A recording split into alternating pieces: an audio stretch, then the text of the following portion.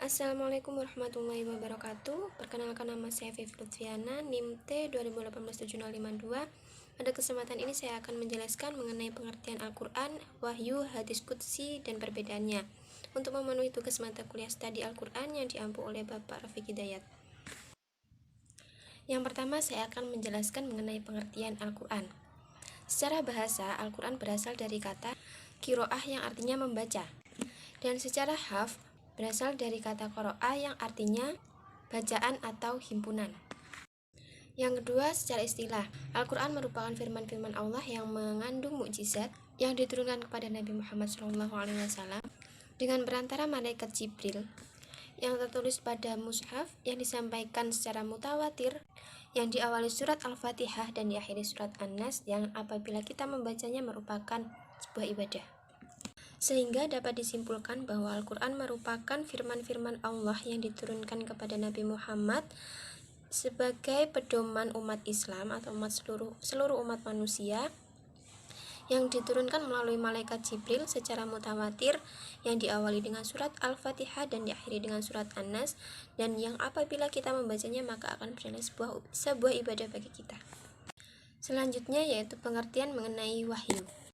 Secara bahasa, wahyu merupakan masdar dari kata kerja waha wahyu wahyan, yang berarti memberi isyarat, mengirim utusan, berbisik-bisik, dan secara tersembunyi. Ada juga yang mengatakan bahwa wahyu berasal dari dua pengertian pokok, yaitu al-khafa yang berarti tersembunyi dan as-sur'ah yang berarti cepat.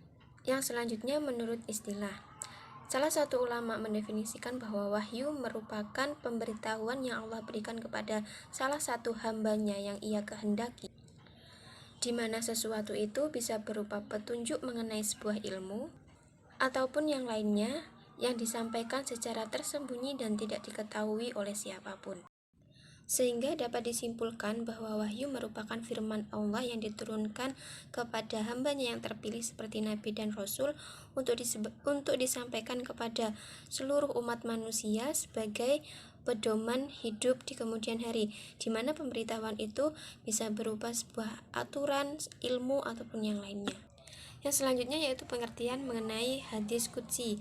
Secara bahasa, hadis qudsi berasal dari dua kata, yaitu hadis dan qudsi, di mana hadis diartikan sebagai segala sesuatu yang baru, peristiwa, atau berita. Sedangkan qudsi dimaknai sebagai suci atau sifat kesucian dari Allah Subhanahu wa taala. Dan yang selanjutnya yaitu secara istilah. Menurut salah satu ulama, yaitu Al-Jurjani dalam karyanya At-Ta'rifat, yang mendefinisikan bahwa hadis qudsi adalah hadis yang secara makna turun dari Allah Subhanahu wa taala, sementara redaksinya berasal dari Rasulullah SAW. Selain Al-Jurjani, Al-Munawi juga memberikan pengertian mengenai hadis qudsi, yaitu berita yang Allah sampaikan kepada nabinya secara makna dalam bentuk ilham atau mimpi. Kemudian Nabi menyampaikan berita tersebut dengan redaksi beliau sendiri. Maka dapat disimpulkan bahwa hadis qudsi merupakan hadis yang datang atau turun dari Allah Subhanahu wa taala secara makna, yang diturunkan melalui ilham kepada Nabi Muhammad SAW. Lalu Nabi itu menyampaikan kepada umat dengan redaksi beliau sendiri. Sehingga hal ini berbeda dengan Al-Quran, di mana Al-Quran itu secara redaksi atau lafalnya itu juga berasal dari Allah Subhanahu wa taala. Sedangkan hadis qudsi ini tidak, melainkan dengan redaksi atau bahasa dari Nabi sendiri. Yang selanjutnya yaitu mengenai perbedaan wahyu, hadis qudsi, dan juga Al-Quran. Yang pertama, perbedaan wahyu dengan Al-Quran. Wahyu sudah jelas bahwa wahyu itu merupakan firman Allah yang disampaikan secara tersembunyi kepada umatnya yang terpilih seperti Nabi dan Rasul. Sedangkan Al-Quran merupakan wahyu Allah yang disampaikan khusus kepada Nabi Muhammad SAW secara mutawatir melalui malaikat Jibril. Maka dapat kita simpulkan bahwa Al-Quran itu merupakan bagian wahyu, dan wahyu itu tidak hanya berupa Al-Quran, tetapi bisa hadis qudsi, bisa kitab Injil, Taurat, dan yang lainnya.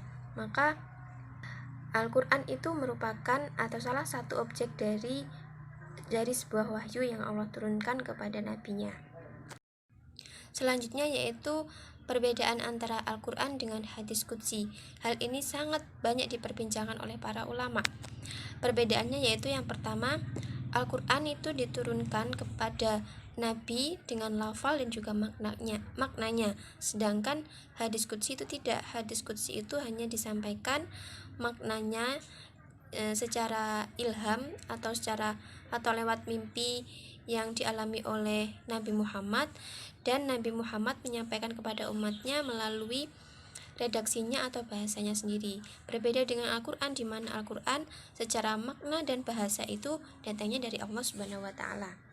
Yang kedua yaitu Al-Quran itu dinisbatkan langsung kepada Allah Subhanahu wa Ta'ala. Contohnya dalam sebuah arti ayat itu pastikan diartikan di awal ayat itu diartikan bahwa Allah Subhanahu wa Ta'ala telah berfirman. Seperti itu. Sedangkan hadis qudsi terkadang diriwayatkan dan disandarkan kepada Allah Subhanahu wa Ta'ala, dan terkadang pula diriwayatkan dengan disandarkan kepada Rasulullah SAW, tetapi nisbahnya adalah nisbah khobar karena hadis itu datangnya dari Allah Subhanahu wa Ta'ala, sehingga dalam sebuah hadis qudsi itu pasti di awal dikatakan bahwa Rasulullah SAW mengatakan apa yang diriwayatkan dari Tuhannya. Selanjutnya yang nomor 3 yaitu seluruh isi dari Al-Quran itu disampaikan secara mutawatir atau dinukil secara mutawatir, sehingga kepastiannya adalah mutlak. Sedangkan hadis qudsi kebanyakan adalah khobar ahad, sehingga bisa saja hadis itu hadis yang sahih, hasan, ataupun hadis doif. Dan yang terakhir yaitu yang nomor 5, perbedaan Al-Quran dengan hadis qudsi adalah ketika Al-Quran itu dibaca maka akan bernilai sebuah ibadah atau kita bisa mendapatkan sebuah pahala. Tetapi hadis qudsi tidak, karena itulah Al-Quran boleh dibaca ketika kita sedang melakukan sholat, tetapi bacaan hadis qudsi tidak bisa dibaca ketika kita sholat karena membaca hadis qudsi itu tidak bernilai sebuah ibadah. Demikian pembahasan mengenai Al-Quran, wahyu, dan hadis qudsi serta perbedaannya yang saya sampaikan.